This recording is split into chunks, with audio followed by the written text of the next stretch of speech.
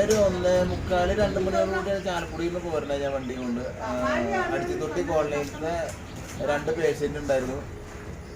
അവരെ ഹോസ്പിറ്റലിലാക്കിയിട്ട് റിട്ടേൺ അടിച്ചുതൊട്ടി കൊണ്ട് അവരെ കോളനിയിലാക്കിയിട്ട് തിരിച്ച് മലക്കവാർക്ക് വരുന്ന വഴിക്കാണ് കബാലി തടഞ്ഞത്. ഒരു 4:30 ആ സമയമായിട്ടുണ്ട്. 1 മണിക്കൂറോളം എന്നെ തടഞ്ഞിട്ടു. എൻ്റെ പുറകിലും ഓപ്പോസിറ്റൊക്കെ ആയിട്ട് കുറേ വണ്ടികളുണ്ടായിരുന്നു, ടൂറിസ്റ്റ് വണ്ടികളുണ്ടായിരുന്നു.